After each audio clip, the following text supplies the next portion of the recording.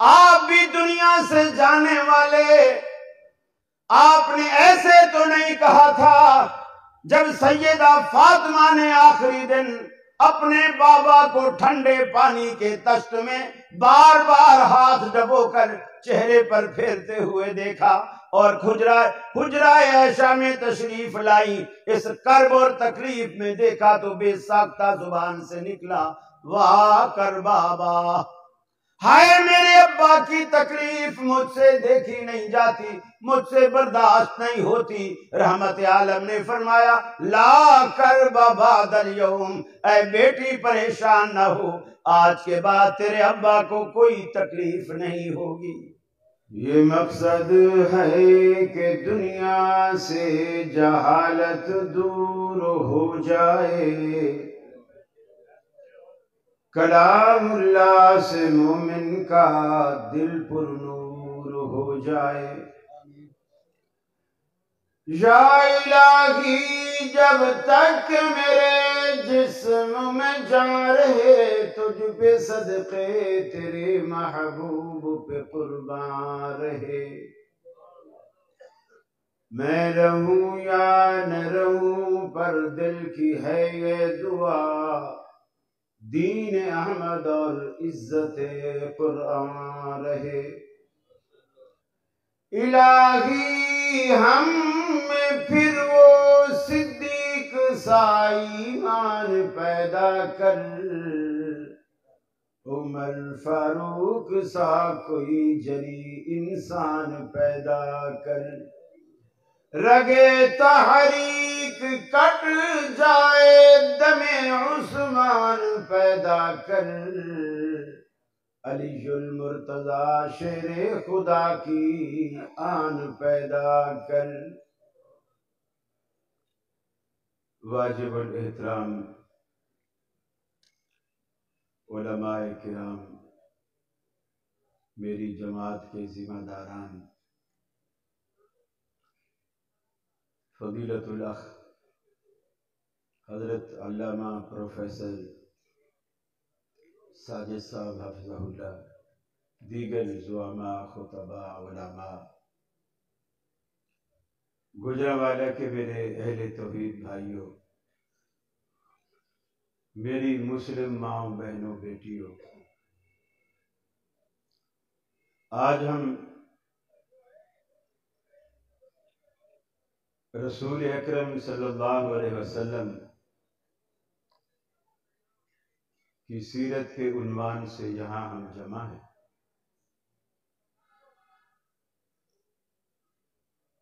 البتہ ایک مشکلات ایسی ہیں، ایک مشکل ایسی ہے جو آپ ہمارے لیے پیدا کرتے ہیں۔ وہ مشکل یہ ہے کہ ہم کافی حد تک مشابہت کا شکار ہیں، سنت اور بدعت کا فرق کرنے سے قاصر ہے۔ ماننا الگ چیز ہے، ہونا الگ چیز ہے۔ مجھے یاد ہے بول ٹی وی پہ حنیف قریشی نے، میلاد ہی کا موسم تھا، سوال آیا تو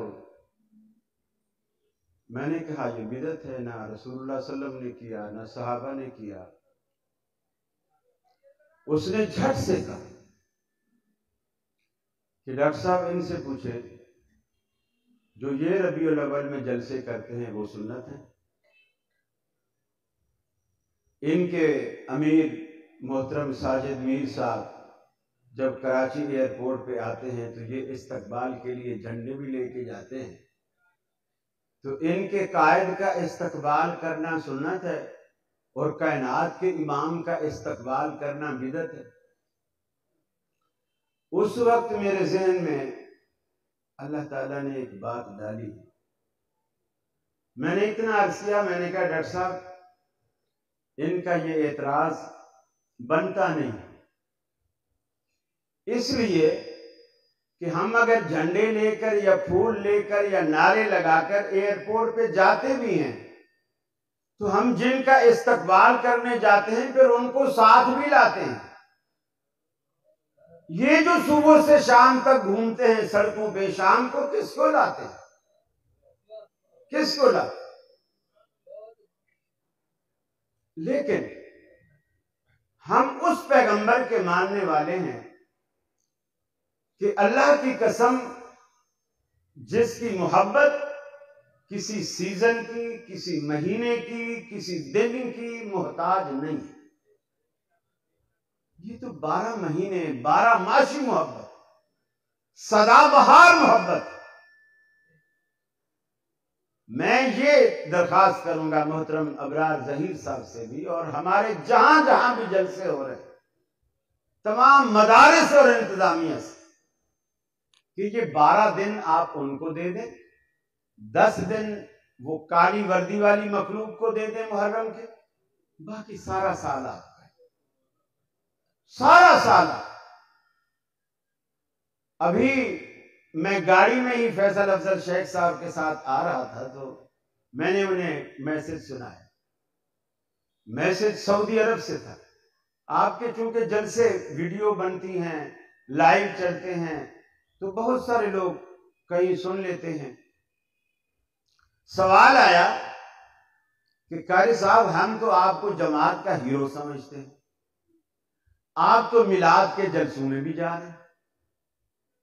یقین مانیے میرے پاس کوئی جواب نہیں تھا، کوئی جواب، اور ابھی تک میں نے اس کو کوئی جواب نہیں دیا، اور جواب بنتا بھی نہیں سوا یہ کہنے کہ جی میری غلطی، اس کے سوا کوئی جواب نہیں بنتا۔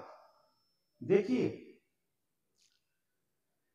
آپ طرز اپنائیے صحابہ کرام، جب ہم دوسرے کو کہتے ہیں کہ صحابہ نے یہ کام نہیں کیا جو تم کرتے، یہ جلوس ولوس صحابہ نے نہیں نکالے، تو وہ جھٹ سے ہم سے سوال کرتے ہیں کہ قناتیں لگا کے صحابہ نے 12 ربیع الاول کو جلسے کیے، اس کا بھی تو جواب نہیں ہے۔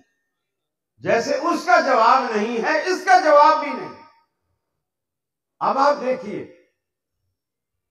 صحابہ نبی سے محبت کیسے کرتے، اس کا اظہار کیسے کرتے،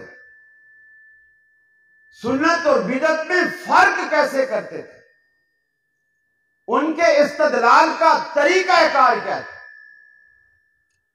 کس طریقے سے وہ دین کو سمجھتے، سیکھتے، صحیح اور غلط میں فرق کرتے تھے۔ رسول اکرم صلی اللہ علیہ وسلم نے جو تعلیم دی ہے، بریلوی ہو، دیوبندی ہو، اہل حدیث ہو، جو بھی کلمہ پڑھنے والا ہے، اس کا ماننا سب پر فرض۔ ایک علاقے میں ایک عورت فوت ہو گئی، محدثین کا زمانہ ہے، اسی علاقے میں صرف ایک عورت تھی جو خواتین جو فوت ہوتی تھی ان کو غسل دیتی تھی۔ ہر کوئی غسل نہیں دیتا، اور عورتیں ویسے بھی کمزور دل کی ہوتی ہیں، بیچاری ڈرتی بھی ہیں۔ میت والے گھر میں اکثر عورتیں جاتی بھی نہیں، میت کا چہرہ بھی نہیں دیکھتی کہ اسرائیل یہیں کہیں آس پاس ہوگا، پھر وہ ہمیں بھی دیکھ لے گا، اگلے دن ہمارے گھر آ جائے گا۔ اسرائیل شکلیں دیکھ کے نہیں آتا ہے، وہ لسٹ لے کر آتا ہے، اس کے پاس لسٹ ہے، آپ کی اس نے شکل دیکھی ہے یا نہیں دیکھی، اس لسٹ کے مطابق اس لمحے وہ پہنچے گا، وہ اس کی ڈیوٹی۔ جب اس غسل کروانے والی عورت کے پاس گئے کہ فلاں گھر میں فوتگی ہو گئی ہے، آپ آ کے غسل دے، اس نے کہا بھی غسل تو میں دے دوں گی، لیکن مجھے پہلے علماء سے ایک مسئلہ پوچھ کے بتاؤ۔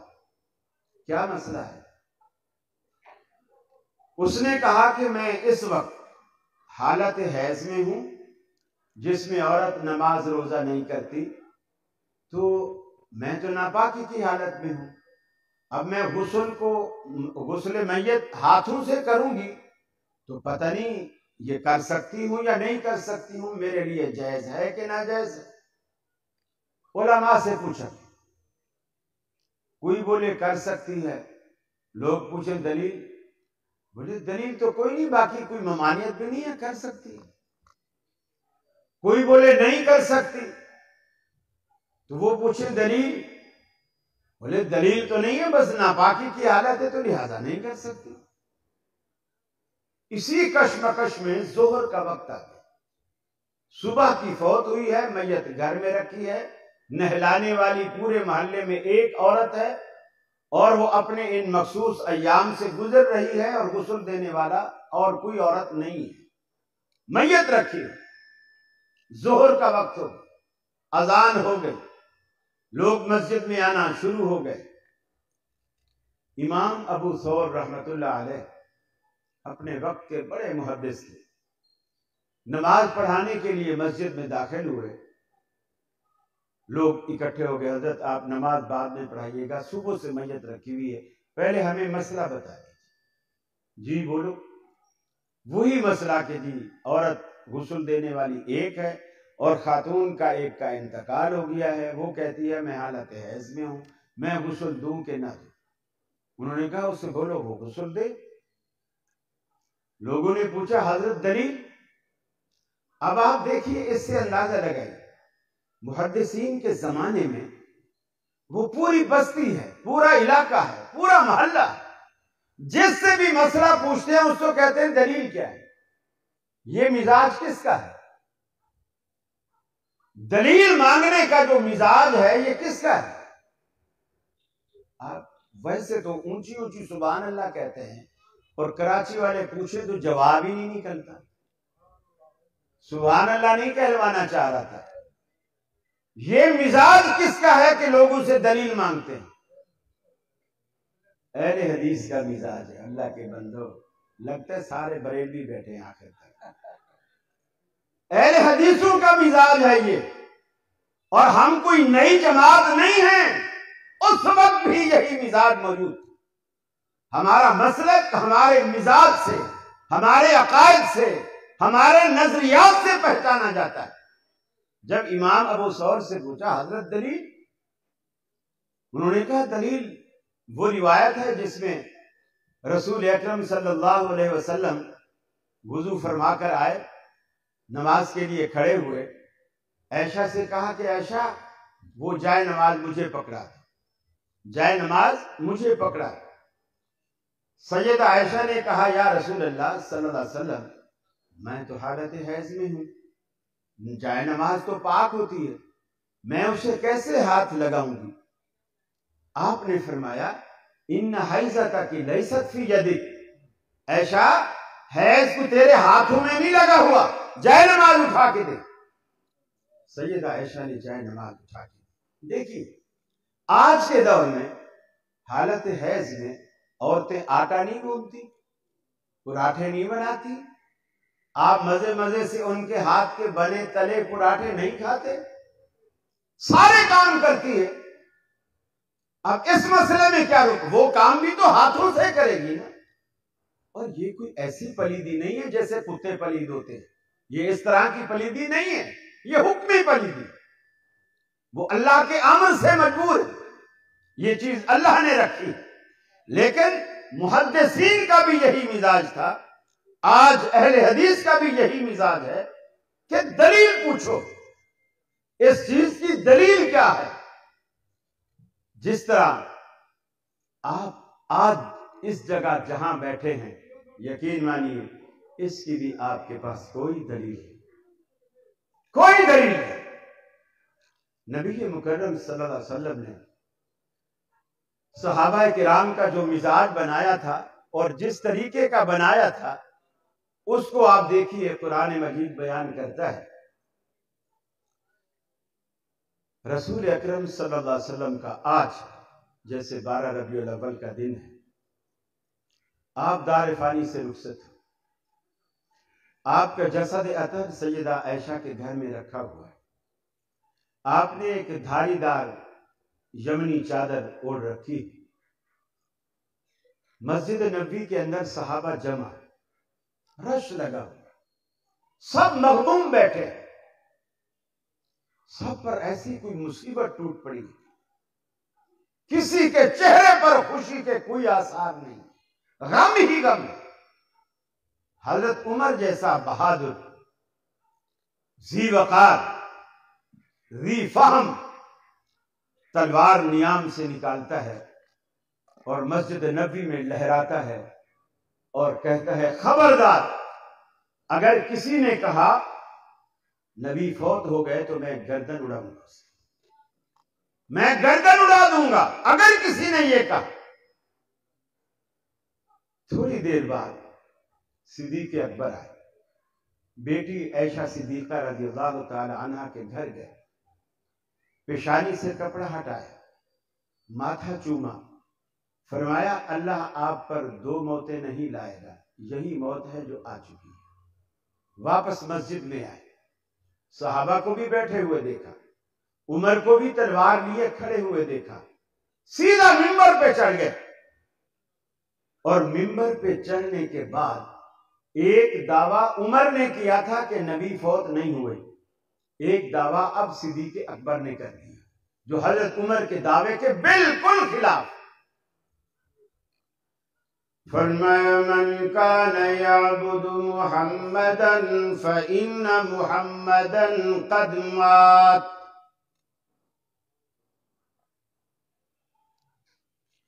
فإن محمدا قد مات۔ صدیق اکبر رضی اللہ تعالی عنہ کا دعویٰ صحابہ کے سامنے آیا، تم میں سے جو کوئی محمد عربی کو اپنا معبود مانتا تھا، ان کی عبادت کرتا تھا، ان کی پوجا کرتا تھا، وہ سن لے اس کا معبود آج فوت ہو گیا۔ وَمَنْ كَانَ يَعْبُدُ اللَّهَ فَإِنَّ اللَّهَ حَيٌّ لَا يَمُوتُ، اور جو کوئی اللہ رب العالمین کی عبادت کرتا تھا وہ سن لے کہ اس کا معبود زندہ ہے۔ یہ دیکھیے کیا لکھا ہے، اس کا معبود زندہ ہے۔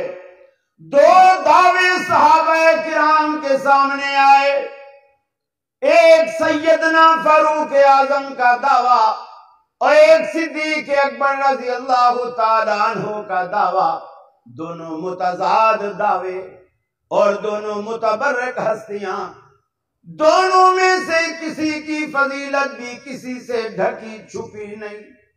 حضرت عمر کے بارے میں بھی رحمت عالم صلی اللہ علیہ وسلم کے فرامین موجود ہیں۔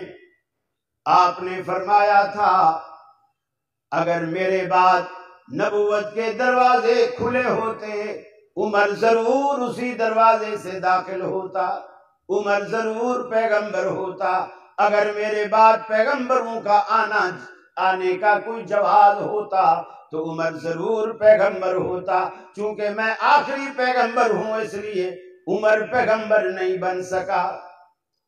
پھر آپ نے یہ بھی فرمایا عمر اتنا جری بہادر انسان ہے، ایسا باروب ہے، جس راستے پر چل نکلتا ہے ابلیس کو بھی وہ راستہ چھوڑنا پڑ جاتا ہے۔ ابلیس اس راستے پر نہیں آتا جس راستے پر فاروق اعظم چلتے ہیں۔ آپ نے یہ بھی فرمایا، ازواج مطہرات فرماتی ہیں عمر ایسا شخص ہے قرآن اترتا تو ہمارے گھروں میں ہے مگر اکثر اترتا عمر کی مرضی کے مطابق ہے۔ ہمارے گھروں میں قرآن اترتا ہے مگر اکثر اترتا عمر کی مرضی کے مطابق ہے۔ آپ نے یہ بھی فرمایا تھا میں نے خواب دیکھا کچھ لوگوں نے سینے تک، کچھ نے ناف تک، کچھ نے گھٹنے تک، کچھ نے ٹخنے تک کرتے پہنے ہوئے ہیں۔ میں نے عمر کو دیکھا سر سے پاؤں تک اور زمین پہ کپڑا لٹکا ہوا ہے، پورے کا پورا اس کپڑے میں ڈھپا ہوا ہے۔ صحابہ نے عرض کی کہ اللہ کے رسول آپ اس کی کیا تعبیر بیان فرماتے ہیں؟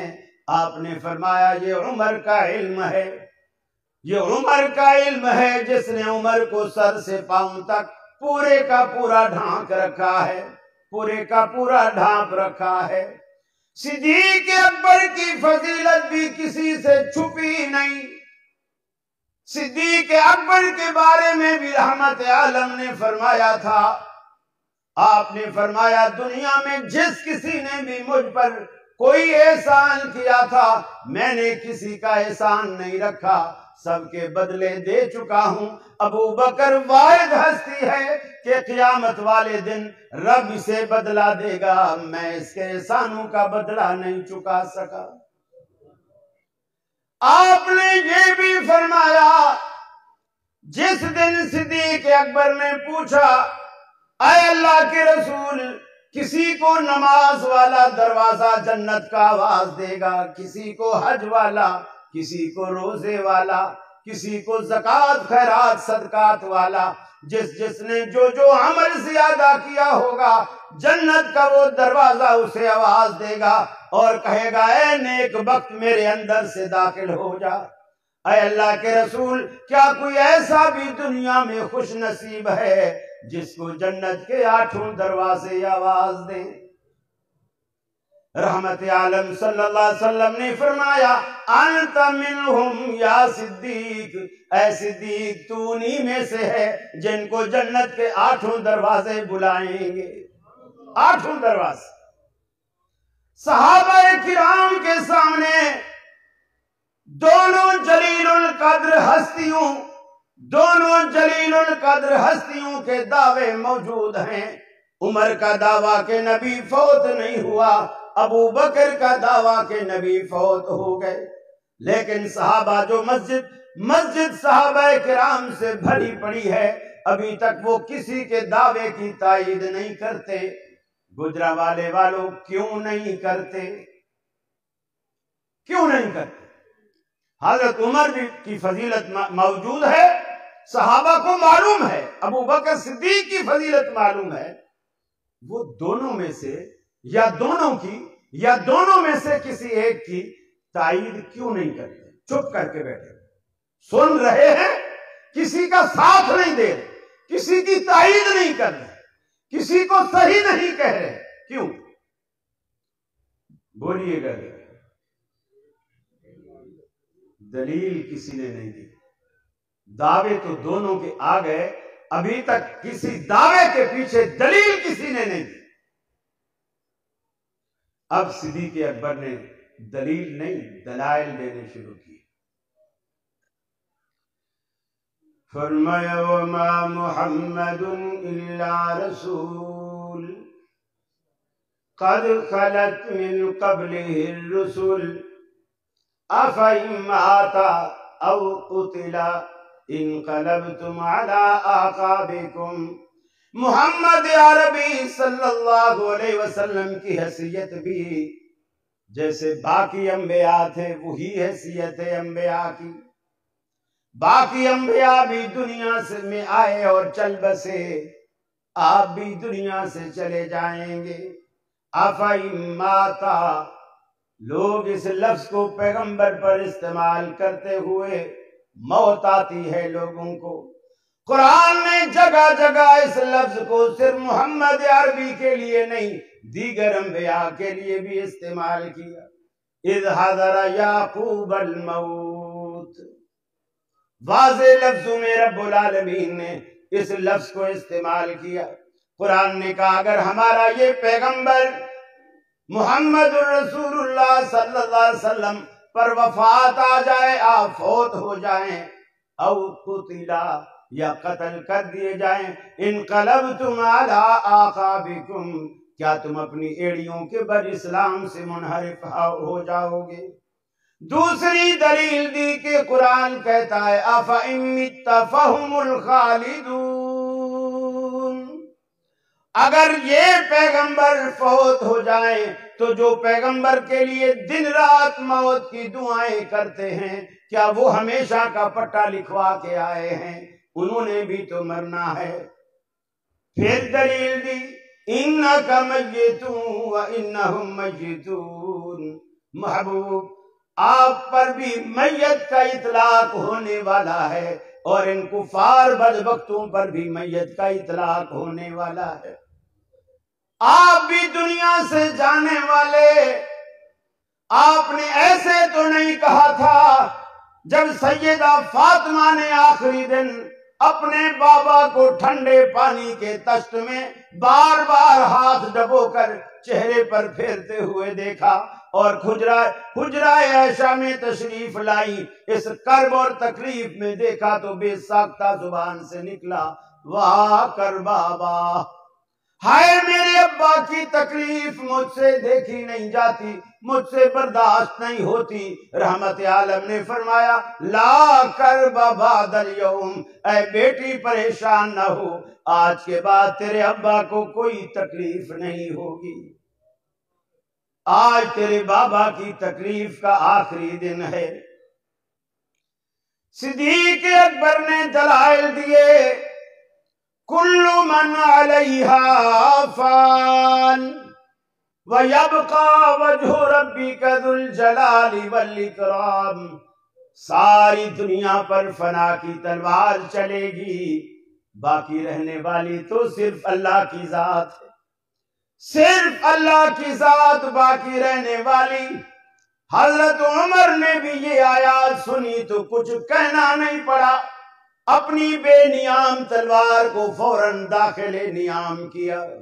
صحابہ کہتے ہیں جو صدیق اکبر نے آیات سنائی ہمیں ایسا لگا کہ قرآن کی یہ آیات اتری ہی آج ہیں، ہمارے دل و دماغ سے نکل چکی تھی، ابو بکر نے پڑھی تو ہمیں یاد آ گئی۔ صحابہ کرام نے اس تنازع کو حل کیا دلائل کی بنیاد پر۔ اہل حدیثوں، یہ اہل حدیثوں کا مزاج ہے، دلیل دیا کیجئے، دلیل لیا کیجئے، دلیل مانگا کیجئے، دلیل مانا کیجئے، اس کے علاوہ ہمارے مذہب کی کوئی حیثیت باقی نہیں رہتی، پھر دیگر میں ہم میں کوئی فرق باقی نہیں رہتا۔ ہر معاملے میں چھوٹی چھوٹی بات پر صحابہ کرام پوچھا کرتے تھے اس کے پیچھے دلیل ہے کہ نہیں۔ سیدنا فاروق اعظم جیسی ہستی بیت اللہ کا طواف کرنے لگے، حجر اسود کے پاس گئے، بوسہ لینے کا موقع ملا، جھک کر بوسہ لینے لگے، پھر دل میں خیال آیا، بوسہ لیے بغیر پھر کھڑے ہو گئے، پھر پتھر کو مخاطب کیا، اے پتھر میری نظر میں تو ایک پتھر ہے، نہ تو کسی کو نقصان پہنچا سکتا ہے نہ کسی کو نفع دے سکتا ہے، اگر آج عمر تجھے بوسہ دے رہا ہے اس کی یہ وجہ نہیں کہ تیری اپنی کوئی فضیلت ہے، اللہ کی قسم اگر میں نے اپنے پیغمبر جناب محمد رسول اللہ صلی اللہ علیہ وسلم کو نہ دیکھا ہوتا کہ وہ تجھے بوسہ دیتے ہیں، میں تجھے کبھی بوسہ نہ دیتا۔ میرا بوسہ دینا میرے پیغمبر کی سنت کی وجہ سے ہے، تیری کسی عظمت کی وجہ سے نہیں۔ یہ صحابہ کرام کا مزاج ہے۔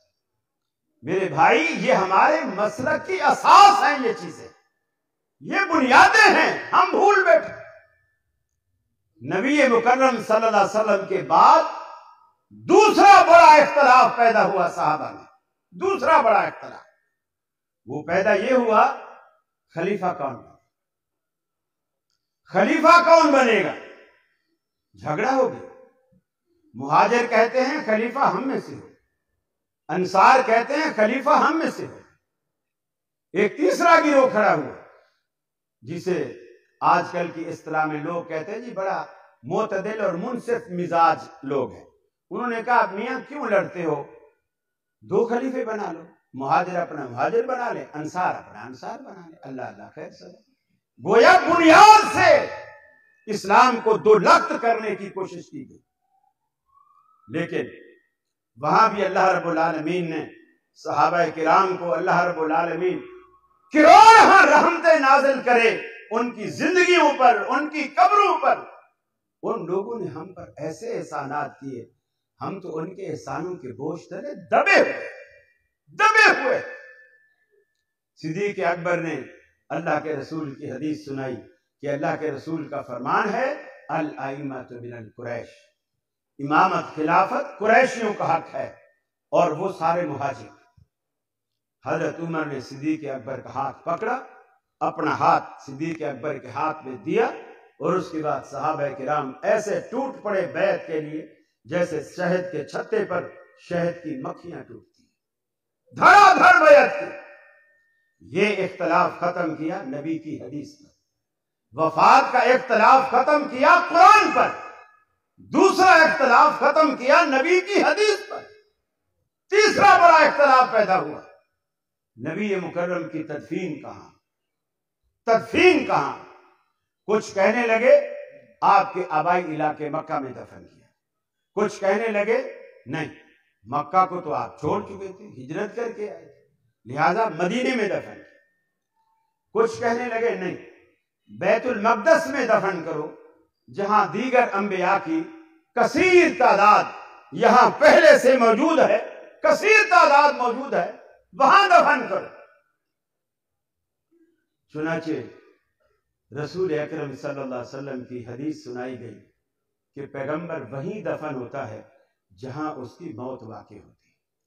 سب صحابہ نے اپنی اپنی رائے واپس لے لی اور اس بات پر فیصلہ ہوا کہ نبی کریم کو مدینے میں اور مدینے میں بھی سیدہ عائشہ کے حجرے میں دفن کیا جائے، اور آج بھی آپ کا روضہ مبارک وہی ہے اور وہیں آپ کی قبر مبارک ہے، آپ اسی میں دفن ہیں، چونکہ اس حدیث کے مطابق یہی فیصلہ ہے۔ باقی سب نے اپنی اپنی رائے واپس لے لی، اپنی اپنی رائے واپس لے لی حدیث کو سننے کے بعد۔ میرے بھائی، یہ مزاج اہل حدیث کا مزاج ہے۔ آپ بھی اگر اس پر پکے رہتے ہیں، دیکھو اگر ہم اپنے مسلک کی اساس کو ہی بھول بیٹھیں گے، صرف کہتے رہیں گے قرآن و سنت قرآن و سنت، بنتے ہو وفادار وفا کر کے دکھاؤ، کہنے کی وفا اور ہے کرنے کی وفا اور، صرف دعوے سے کچھ نہیں بنتا۔ فرمایا وَإِذْ أَخَذَ اللَّهُ مِيثَاقَ النَّبِيِّينَ لَمَا آتَيْتُكُم مِّن كِتَابٍ وَحِكْمَةٍ، وہ پل یاد کرو، وہ لمحہ یاد کرو، وہ گھڑی یاد کرو عالم ارواح میں ابھی دنیا کا وجود نہیں، آسمان و زمین کا وجود نہیں، سورج چاند کا وجود نہیں، عالم ارواح میں اللہ رب العالمین نے تمام انبیاء کی روحوں کو جمع کیا، روحوں کا اجتماع بلایا، روحوں کے اجتماع میں، انبیاء کی روحوں کے اجتماع میں اللہ رب العالمین نے ایک قرارداد پیش کی۔ انبیاء سے کہا مجھے بتلاؤ، لما آتیتکم من کتاب و حکمہ، میں تمہیں دنیا میں بھیجوں گا، تمہارے سروں پہ رسالت اور نبوت کا تاج سجاؤں گا، تمہیں کتابیں بھی عطا کروں گا، کسی کو انجیل دوں گا، کسی کو زبور دوں گا، کسی کو تورات دوں گا، کسی کو صحائف دوں گا، یہ ساری چیزیں تمہیں دوں گا، دنیا میں بھیجوں گا، تم میرے نمائندے کہلاؤ گے۔ ثم جاءکم رسول، پھر ہمارا آخری تاجدار اگر تمہارے ہوتے ہوئے آ جائے، آخری تاجدار تمہارے ہوتے ہوئے اگر دنیا میں آ جائے تو تمہاری ذمہ داری کیا بنے گی؟ حالانکہ تم اللہ کے پیغمبر ہو، اللہ نے تمہارے سروں پر رسالت اور نبوت کا تاج سجایا ہے، تمہارے ہوتے ہوئے وہ آخری منصب والا وہ اگر تمہاری زندگیوں میں آ جائے تو تمہاری ذمہ داری کیا بنے گی؟ لَتُؤْمِنُنَّ بِهِ وَلَتَنْصُرُنَّ، تم اس کے ساتھ ایمان بھی لاؤ گے اس کی نصرت و تائید بھی کرو گے، ایمان بھی لاؤ گے، نصرت و تائید بھی کرو گے۔ پھر رب العالمین نے پوچھا قال اقررتم، ارے میری اس قرارداد کو تم نے مان لیا کہ نہیں؟ قالوا اقررنا، تمام انبیاء کے اجتماع نے کہا الہ العالمین ہم نے دل و جان سے مان لیا۔ قال فاشہدوا، اللہ نے کہا گواہ بن جاؤ، وانا معکم من الشاہدین، میں بھی تمہارے ساتھ گواہ بن جاتا ہوں۔ آج عالم ارواح میں یہ بات طے ہو چکی کہ جب بھی محمد عربی تشریف لائیں گے کسی پیغمبر کا سکہ نہیں چلے گا، چہ جائے کہ ان کے آنے کے بعد 4 امتیوں کے سکے چلنے لگ جائیں۔ پیغمبر کا سکہ جب نہیں چلے گا تو کسی امتی کا سکہ کیسے چلے گا؟ پھر آپ نے اپنی زبان مبارک سے مزید وضاحت کی، آپ نے فرمایا لو بدا لکم موسیٰ فاتبعتموہ، اگر تم میں موسیٰ علیہ السلام دوبارہ آ جائیں، حالانکہ وہ صاحب تورات پیغمبر، اللہ کا لاڈلا پیغمبر، کلیم اللہ پیغمبر، اگر وہ دوبارہ آ جائے فاتبعتموہ، تم سارے اس کی پیروی کرنے لگ جاؤ، وَتَرَكْتُمُونِي، اور مجھے چھوڑ دو، لَضَلَلْتُمْ عَنْ سَوَاءِ السَّبِيلِ، اللہ کے سچے پیغمبر موسیٰ کی پیروی میرے آنے کے بعد تمہیں گمراہ کر دے گی۔ اللہ کے پیغمبر کی پیروی میرے آنے کے بعد مجھے چھوڑ کر اس کی پیروی کرو گے، گمراہی کا شکار۔ پھر آپ نے فرمایا تم پیروی کر کے اس کی کیا جنت پہ جاؤ گے؟ خود موسیٰ علیہ السلام بھی میرے ہوتے ہوئے آ جائیں، تم اس کی پیروی کرو، کیا جنت ملے گی؟ خود موسیٰ علیہ السلام بھی میرے ہوتے ہوئے آ جائیں۔ فرمایا لو کان موسیٰ حجا ما وسعہ الا اتباعی، اگر موسیٰ علیہ السلام آج دوبارہ آ جائیں میرے ہوتے ہوئے اور وہ جنت میں جانے کی خواہش کریں، انہیں بھی میری سنت کے در کے سوا کوئی در نظر نہیں آئے گا۔ یہ اہل حدیث کا عقیدہ ہے، اہل حدیث کا نظریہ ہے۔ رحمت عالم نے بیان فرمایا، رحمت عالم صلی اللہ علیہ وسلم نے بیان فرمایا، میرا وقت بھی ختم، حدیث بھی آخری بیان کروں گا۔ رحمت عالم نے فرمایا میں سویا ہوا تھا، آسمان سے اللہ رب العالمین نے 2 فرشتے اتارے، ایک آسمان اور زمین کے درمیان لٹک گیا، اس کے ہاتھ میں ترازو ہے، اس نے اس کا دستہ پکڑ لیا، پلڑے زمین پہ اتار دیے۔ دوسرا فرشتہ میرے پاس آیا، اوپر والے نے پوچھا کیا جس پیغمبر کے پاس ہمیں بھیجا گیا ہے وہ یہی ہستی ہے؟ نیچے والے نے کہا بالکل وہ یہی ہستی ہے۔ اس نے کہا اسے ایک پلڑے میں رکھو، مجھے ایک پلڑے میں رکھا گیا، دوسرے پلڑے میں کسی اور کو رکھا گیا جس کا حدیثوں میں نام نہیں۔ فرشتے نے اوپر اٹھایا، اللہ کے رسول فرماتے ہیں میرا پلڑا تو زمین سے اٹھا ہی نہیں، دوسرا پلڑا فٹافٹ اونچا ہو گیا۔ اوپر والے فرشتے نے کہا ذنہ بعشرن، اسے 10 کے مقابلے میں تولو، پھر میرا پلڑا بھاری رہا۔ اس نے کہا ذنہ بمئتن، 100 کے مقابلے میں تولو، فرمایا پھر بھی میرا پلڑا بھاری رہا۔ اس نے کہا ذنہ بالفن، اسے 1000 کے مقابلے میں تولو، مجھے 1000 کے مقابلے میں تولا گیا، پھر بھی میرا پلڑا بھاری رہا۔ اب نیچے والے فرشتے نے اوپر والے فرشتے سے کہا ارے بھائی کیا تو کس کا وزن کن لوگوں کے ساتھ کرا رہا ہے، کبھی 1 کے مقابلے میں، کبھی 10 کے مقابلے میں، کبھی 100 کے مقابلے میں، کبھی 1000 کے مقابلے میں۔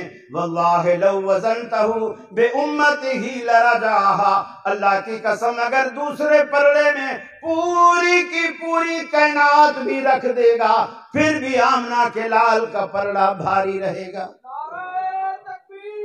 وآخر دعوانا الحمدللہ۔